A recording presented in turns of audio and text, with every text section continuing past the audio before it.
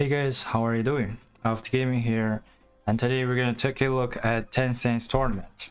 It just officially opened for its first time today, and with lots of preparation and a bit of luck, I was able to get number 1 on round 2.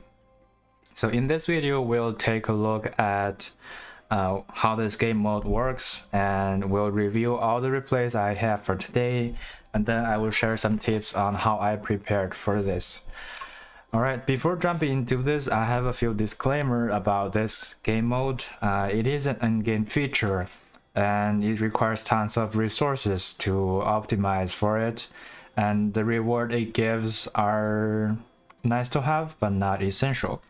So what that means is you should not prioritize this game mode, prioritize other game modes and only focus on this if you have reached a satisfied points in the other like main stories or arena fights. And even if you are well prepared for this game mode, it still requires some luck in this. For example, our first CP in the server was very unlucky and not able to get into the top 8, and that's a good news for me, but it also shows that this game does require a bit of luck. With that, I'm gonna start with talking about the rules for this game. And there will be 10 preliminary rounds where everybody who registered will be able to attend. And after that, the top 8 players will face off each other in an elimination round to determine the top 8 ranks. But for people below top 8, the ranking will be based on the preliminary rounds. So I guess that's where most of you guys will be focusing on. For the preliminary rounds, you will have 10 lineups, 10 small sub-teams, and within each team the restriction is that you can only place up to 3 partners and their energy costs cannot exceed 45. And within each of the preliminary rounds, there will be some points calculated for each fight. I think it is pretty complicated. I haven't fully mastered this point system yet, but it raised like 60 points for victory and 30 points for failure. And if you have all the HP remaining, then you should have at 100 points. If your opponent has no HP remaining, which means all of them are dead, then you have another 100 points. That put that in total, I think the max point you can get out of each battle is 260. But you will not get the perfect score every time, of course. And then over to how the fight works. Okay, so there's no good way to show that in the game, so I made a small slide to explain those things. Which with each round, when you have to face an opponent, you will be able to see their lineup and their energy, their CP total, and their speed. You'll also be able to see yours for each sub team, and then you can switch teams if you want. I think there is a 1 minute window that you can do the switch. After that, I think there is also another minute of lockdown period that you cannot change your lineup, but wait for the result. And after that, they will have a couple minutes to fight against each other. So if you count all of them in total, this tournament, each round will, round 1 or round 2 will take roughly an hour. That's very long. It's a lot of time commitment.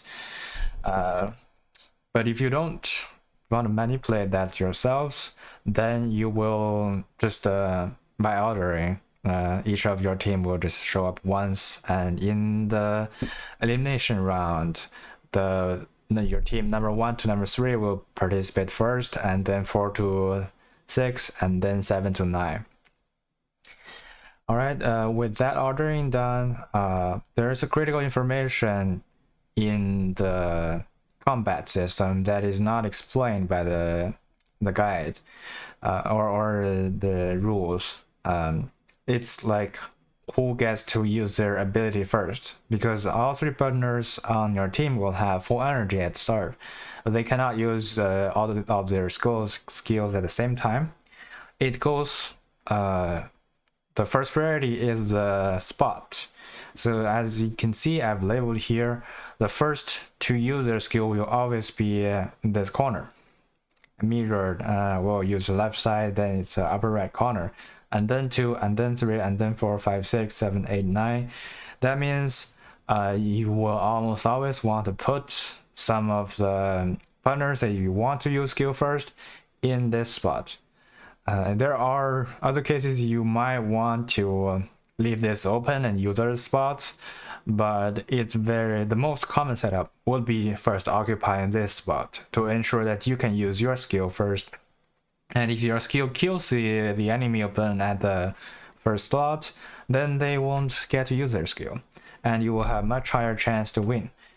And then after that, this numbering ordering system is very interesting, so that if you want to use all of your skills first at 1, 2, 3, then you will have a risk of taking the roll damage to all of your 3 partners.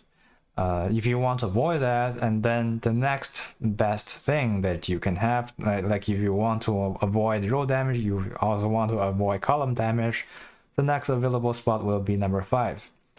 And then again, if you want to avoid any kind of roll damage or column damage on 2 or more of your partners, the next available spot will be 9. So the very natural setup will be taking 1, 5, and 9. There are other scenarios where you don't want to just take 1, 5, and 9 and use some other lineup instead. We will take a look at those case by case in the replays, but here is how normally this works. And also, when you both have a partner on the first slot, that's where the speed comes in.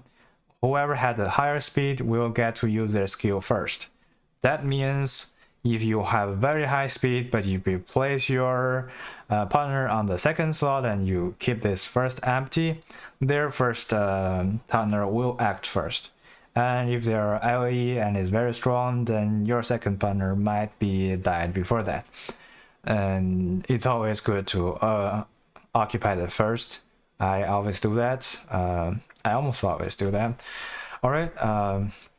Also, the 45 energy will kind of force you to use certain combinations and not the ideal ones that you would like to see, but that's how this game mode works. I think it's balanced pretty well and it's fun. And then we'll take a look at all my replays for today.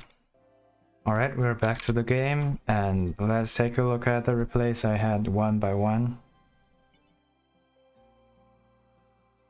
Okay, I'll admit most of them are at very different power levels, and it's just very obvious who will win, but we'll see what we can learn still from this.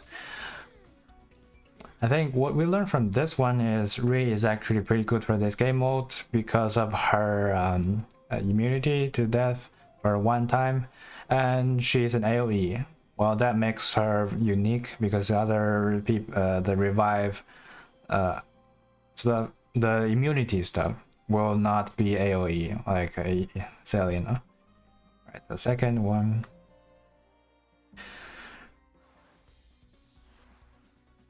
I'm still using the most common lineup 159 here, and I just simply had too high speed and too much CP, and it's just the no chance for the opponent.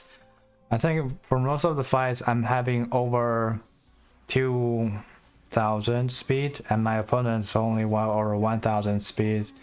It's pretty uneven. And as you can see here, some of the partners have some effects that when they're first placed into the battlefield, they will revive. For example, Angela will revive and it will be wasted in this game mode. But still, Angela is a good tank, so she's still good in this game mode. Similar thing with Vivian. So Vivian, after she's placed into the battleground, she will reduce the next partner by 6 or 9 energy, but it won't matter in this game mode. However, Vivian can also still have the death up 50% buff after she casts skills, so she's still decent, or in fact very good in this game mode. Alright, we're looking at the next one. So far it's been just about CP levels. The lineup did not seem very interesting. That's that, and we'll take a look at that. So I think it will go increasingly more difficult, but still you would want to win the earlier fights to have more win count. So I think my strategy would be try to spread your like strong units across teams, so that each round you will have a good chance to win. Alright, this one becomes interesting. See, they are full health, and at the start one of the members died and the other one is almost died. Actually, two of the member died first.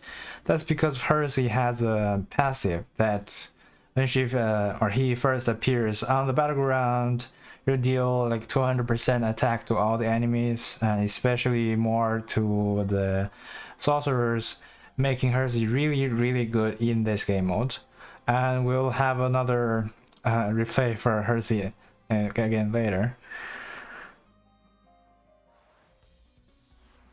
This time I did not use the first spot.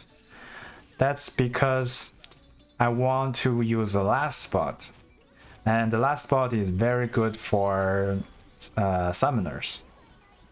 Why? Because there are AoE partners on the enemy team, and if you use the summoner then first, and you summon a bunch of units, and their AoE will kill all the units, it will not be worth it. And you want your summoners to be in the last spot. After they cast all of their AoEs, you summon your minions, and then your minions will last a lot longer than do the damage they are supposed to do. Okay, the next one. We have Hersey again here. And this is where I lost this game, right? You see, if you have any sorcerers against Hersey, this will very likely happen. Even if my sorcerer like survives, just one attack, that sorcerer will be dead again. And here I actually revived twice, which is very nice, but it still doesn't change this match. I have no way to deal with this Hersey. So if you have time to manually do your battles, make sure that you do not use your sorcerer teams against Hersey. That will be a very large disadvantage. That's the only one game that I lost. So if you want to get to the top 8, you will have to either win 10 times or win 9 times with a high point.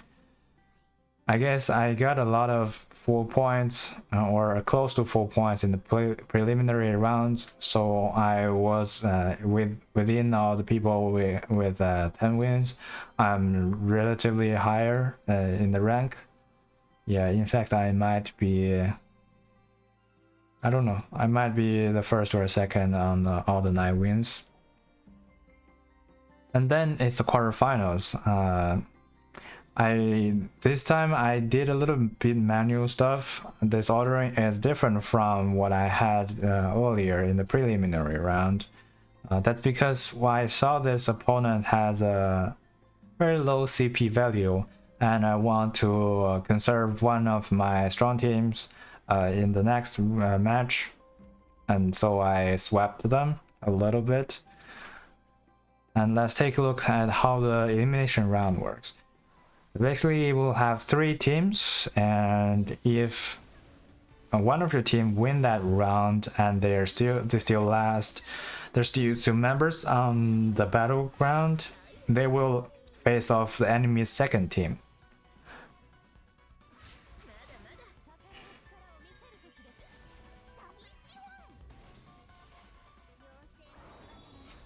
And they have 2 strong AoEs.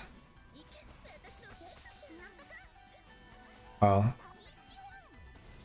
didn't matter too much. I still won this. Then now it comes a similar matchup. I think this is a huge mistake. You never want to place on this spot well, no, you're not placing on the first, because the enemy first will act almost always first, and you have to wait for 6 potential slots to actually use the skill. It's most likely you will be dead by then, so don't do this. Alright, next one. Yeah, I think I'll show you the graph later. I just kind of have an overall higher CP in across teams. And you see here, Edwards steals the energy from the opponent and making sure that they cannot use skill and only I can use skill, which is pretty strong. And here they have a pretty good Kiraya, and I was having some trouble to kill this Kiraya. And then the third.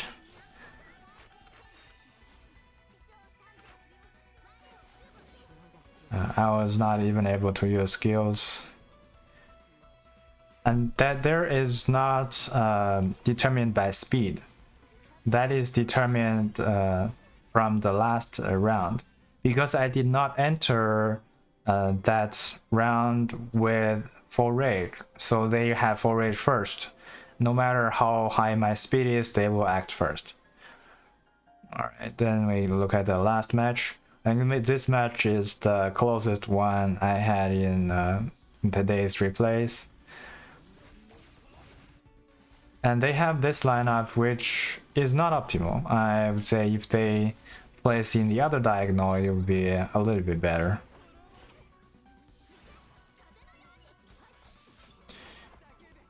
And I have no way to deal with this Nicola. I guess they have Nicola at start, which is pretty good. I don't have Nicola yet. And here I'm using this unit. It's R unit, but there are actually a couple R units that are pretty good in this game. And we'll take a look at that later. And here Ashwaya is doing the Ashwaya thing, which is soloing this match. Very effective. So if you have your Ashwaya at a decent level, at a decent gear, this is what Ashwaya can do. If she's against the single target damage, very likely she will be able to absorb the single target damage and still fight back really hard. You see, yeah, they weren't able to even able to kill my Ashwaya. I think the MVP for the final round, which helped me reach #1, is Ashwaya. And I was not a big fan of her before, but now I really like her in the Tencent tournament. Okay, that's all my replays. Next up, I will talk about how I prepared for this game mode. And first, it's gonna really require 30 partners, and it's a lot. I spent tons and tons and tons of resources to level up partners beyond my regular team. But it's also a little bit natural because I was originally using I kind of went through phases by phases with those leaders, and those leaders will naturally require different units, and I kind of leveled up a bunch of units here and there. It's probably, yeah, and even that, like that is very uneven. The highest units are almost 200 level, and the lower end is below 100. And if you put them in the same match, no wonder the 200 level units will win. Yeah, so I think for this game mode, you would want to use all of your high star units. Now let's talk about which R units are most effective for this game, because you have a very high chance of having to use some R units in the game mode. First off, Ri, we talked about this. Ri is very strong. If you have Ri leveled up, and she will be very good. And the next one would be Beatrice. It's also good. She's also good in dealing damage, but it kind of relies on the enemy team. If you're doing manually, she is probably good, because if you're doing automatically, the most common lineup 159, she will only be able to hit one of it because she's hitting in the cross pattern. And then for the healers, if you want to run more healers in your team, if you want to have more of your team sub-teams to have healers, Polly is actually pretty good. Polly is an AoE heal, heals everybody, really good. And now we're into the very important one. Carol will have a very high chance appearance in the Tencent tournament, simply due to her skills can steal the enhance effect. So if you have Kiraya with shields, she can steal it.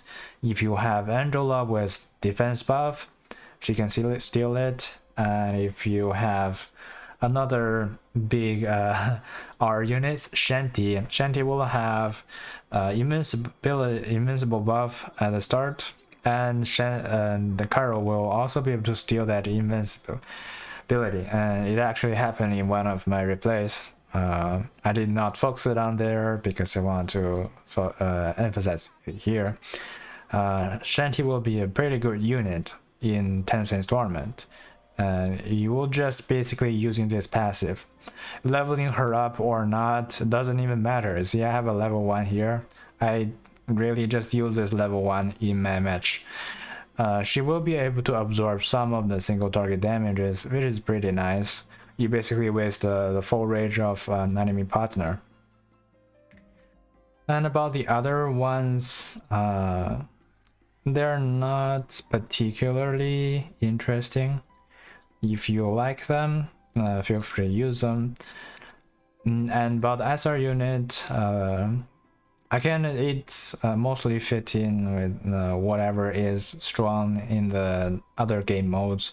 Jasmine is strong because she will target low health to help you get a member's advantage. Annie is particularly strong because of this passive. No, actually, yeah, Annie will not be able to activate this, so it doesn't matter for Annie. And I want to mention that summoners, despite not popular in other game modes, they are pretty good in Tencent's tournaments. And almost all of those summoners are actually good for that mode. And they will be able to summon more units and to help you get members advantage. But Frentiva is not that good. She's good, but not that good. Ashwaya is particularly good. And Anne is also good. I think Anne has this passive. I haven't tested whether Tencent's tournament can activate this, but no more than 2 partners of any one energy type on the team is very easily achievable. If you don't have 314 energy partners in that team, then you will have this, and all of her summoned units will have HP increased by 60%. That's huge. They will be very tanky and will be very good. And okay, so yeah, guess that's it. Then you use all the other units that you have. I would say most of the SSRs, once you have them over 3 stars, they will be pretty good. All right, there is another tip for the speed value though. So I believe a lot of people did not even notice this. Your speed is also tied to your intimacy value. This is the total intimacy value across all of your partners. And how speed works is that you will naturally have speed from the partner itself, and also from the boots gear. This speed is from the base speed plus the speed you have here. Those are the main source of the speed. And then you will also have this added on top of them. So I would say if you really want to be competitive in that game mode, you would want to have a high speed. And how do you achieve the high speed? By just having more intimacy levels. What I've been doing is only sending those like double hearts gifts to the partners, and I try to level all the partners that are strong to like at least level 4, and try to even them out.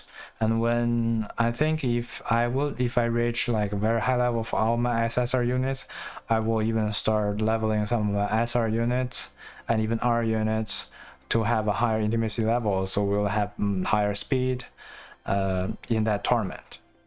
And it also not only helpful in that 10 cents tournament, it also buff your leader attack, def, and HP a little bit. Not too much. It's very neglectable compared to the leader's base value, right? A few hundred against 20,000, it's almost nothing. But I guess that helps. And there's another nearly hidden feature of this game that could help a little bit. This applies to all of the game modes, not only 10 cents tournament.